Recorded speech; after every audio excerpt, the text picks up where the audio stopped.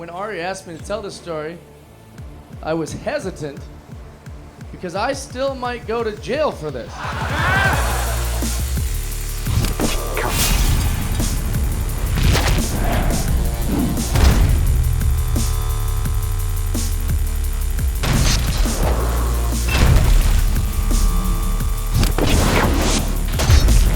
Welcome to This Is Not Happening presents World of Blunder. If you've never been to the show before, it's just a bunch of comics telling fun stories about real shit that happened. Give it up for Mr. Jeff Dye, everybody. Let him hear it.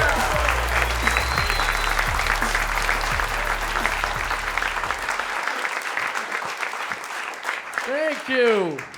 I gotta tell you, when Ari asked me to tell this story, I was hesitant because I still might go to jail for this. But I was like, yeah, I guess it is kind of a funny story. And so here I am out of just flattery that he asked me to tell it. Okay, so I work the road, and my opening comic is my best friend Brant Tobler. He's a very funny guy, but he's famous for just getting into trouble. And I'm pretty famous for getting into trouble. And when we started working together, it just magnified by like 1,000,000 times of us getting into trouble. We're in Marco Island. We're doing this comedy club. It's a great comedy club. And someone says, hey, we should go to this bar called Vandy's. Some old NFL kicker owns it. And I was like, wait, Vandy? Like Mike Vanderjack? And they're like, yeah, you know that guy? And if you don't know a lot about sports, Mike Vanderjack is an NFL kicker who is famous for being an incredible kicker. The guy never missed kicks. He was insane. But he was equally famous the same way like the Iron Sheik's famous, or stories about Tracy Morgan. Like these are the kind of famous Mike Vanderjack is. He choked a junior high kid. He's a troublemaker himself. And Peyton Manning called him the idiot kicker. That's what he's like most famous for, is being called the idiot kicker. Peyton Manning called him that in a Pro Bowl, the idiot kicker. And I was like, wait, Mike Vanderjack has a bar here? And like, yeah, let's go. So we go. We drink a lot. I like to drink a lot. Me and Brant got pretty drunk. And we're like just so like excited that we're at Mike Vanderjack's bar. We keep asking the bartenders, like, you think he's going to come in? They're like, nah, he doesn't come in here. His wife doesn't let him. And all this stuff. So we just like, as football fans and drunks, we're just like, man, God, we'd really like to meet Mike Vanderjack, blah, blah. So we're just being regular idiots. And then about 2 o'clock, we're like, you know what we should do? We're drunk, by the way. We should steal something from here, right? Yes.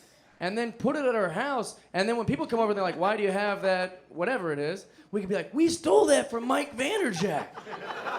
Right, which sounds like a really cool idea when you're drunk. I admit, it's not that cool. But like when you're drunk, you're like, that's the best idea ever.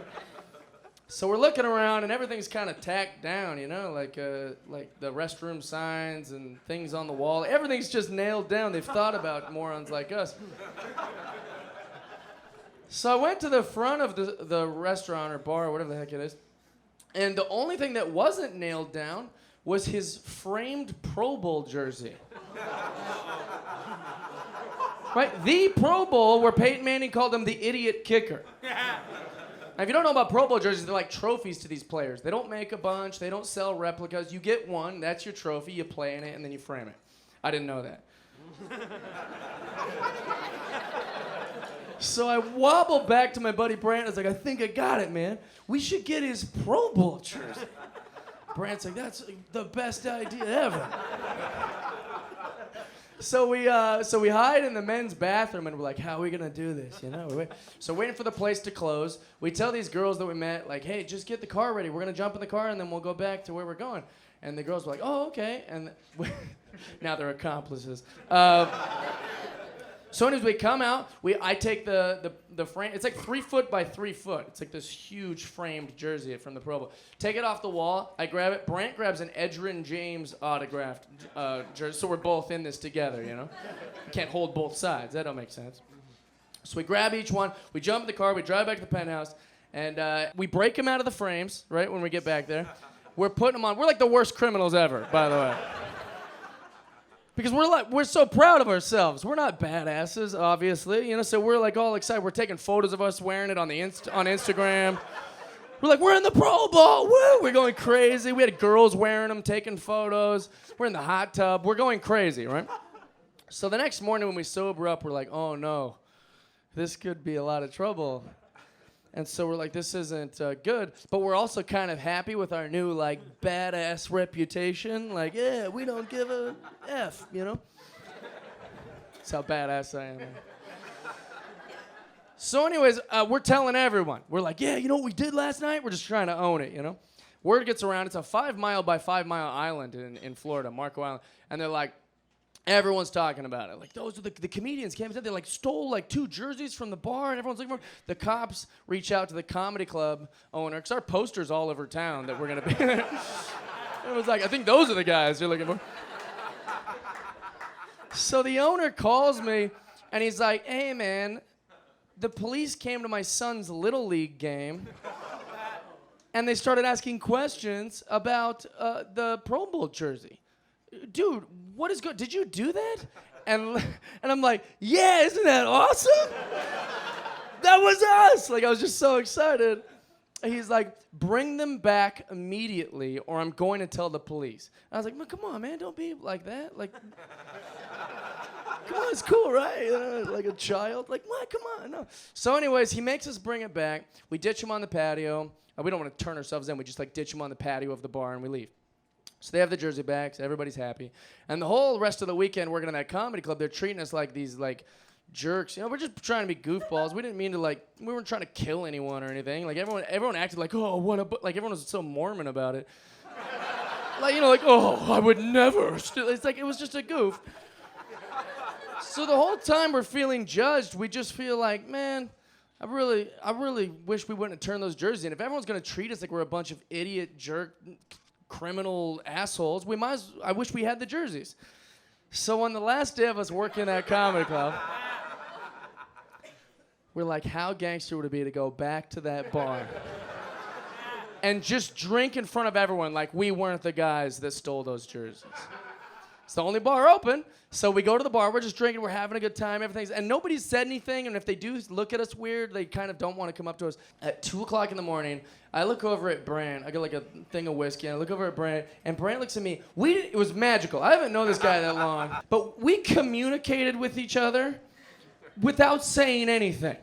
It was just kind of like this, let's get them back. So they're not in the frames because we broke them out of the frames. So they're somewhere. They must be in the back office or something like that. We don't know what we're going to do. So what we do is we lock ourselves in the women's bathroom. And once the place closes down, they lock the doors. We can hear them. We're like hidden in the bathroom of the women's bathroom, like we're getting these things back, right? So they lock the door, and now we come out of the bathroom, and there's a guy over there like closing down the till, and he's like, doing his numbers, like bartender stuff. And we're like, all right, let's just go. So Brant darts into the back office. I don't know where he's at. And right when that happens, I see the bartender look over at me, and I'm like, oh no, like he knows we're in the locked building. So he comes over to me. He's like, what are you doing? Hey, I locked the doors. What are you doing in here? So I act like I'm way drunker than I am, and I'm on my phone, and I'm like, oh, I'm in a fight with my girlfriend. Man, it's so crazy. I just wish I was gay sometimes, you know, dealing with, I'm working this guy, like, just doing jokes on him and stuff. I'm trying to figure things out. But the whole time I'm texting Brant, don't come out. There's a giant man who's going to beat our ass if he knows what we're up to. So while I'm doing this, Brant texts me back, hey, I got him. Get out. So I go to the guy, I was like, all right, well, I'm just going to get out of here. He's like, yeah, I don't know how you're in here. I locked the doors. So he, like, shoves me out. I run across the street to the 76. Brant's got the jersey, Mike Vanderjag's Pro Bowl jersey. So, and not only that, it was his birthday. It was Mike Vanderjag's birthday that day. So we stole it, gave it back, stole it again on his birthday. And the next morning, and I mean, it's a strange thing to celebrate, but we felt like it was like this victory. Like, you know what? We did it. We did a cool thing. So I fly to New York. Brant's still in Marco Island. I get off the plane in New York to about 15 of these voicemails. Yes, this is with your Marco Island Police Department. I'm over here at Vandy's, and your name came up in a investigation about a stolen Mike Vanderjag. So I have like 15 of these. Keep in mind, I've never been in trouble in my life. I was like raised in the church, which is why this whole thing's so exciting for me. I'm like Miley Cyrus, like coming out of my You know, and he's like, yeah, rebellion, ha, you know. So anyways, I don't know what to do. I sit on it for a couple of days.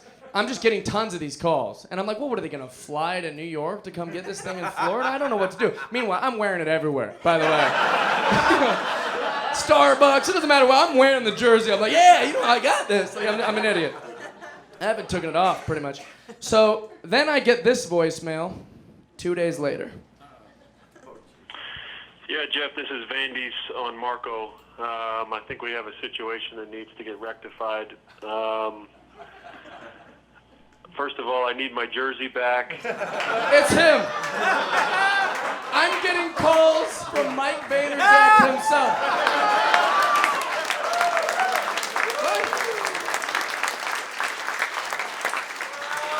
He's like, forget the police. Forget everyone. I need my jersey back. He's begging me for his jersey back. I'll let you listen to the rest of this. And second of all, I need $2,000 to fix them back up the way they were.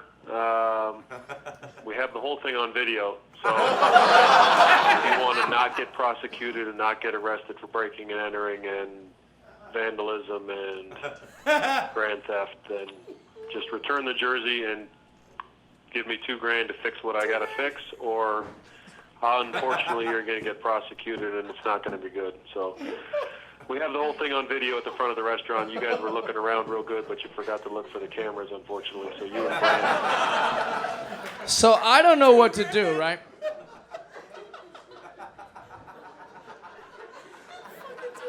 I'm panicking. I don't want to go to jail. I know I'll do well in jail, but for all the wrong reasons.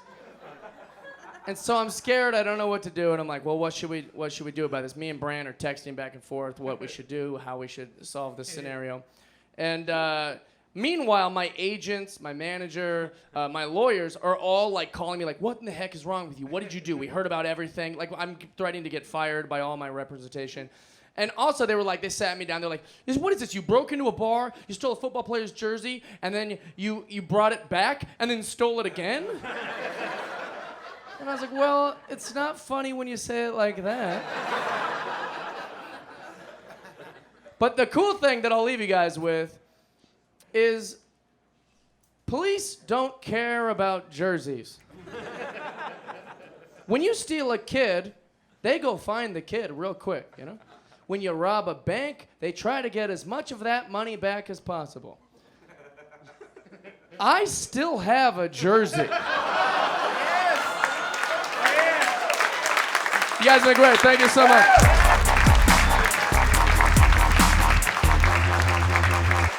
Jeff Dye, everybody, starting center for my basketball team, Sean Kemp's kids.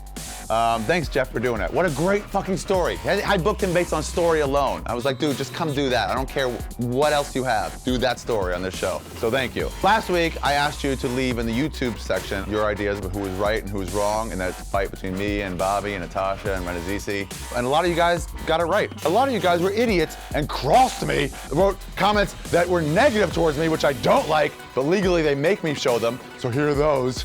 Next week, why don't you leave your comments in the comment section about your best pranks. Don't forget to click on the Reddit link to join in the conversation. Use the hashtag #ThisIsNotHappening. I'll see you next Tuesday.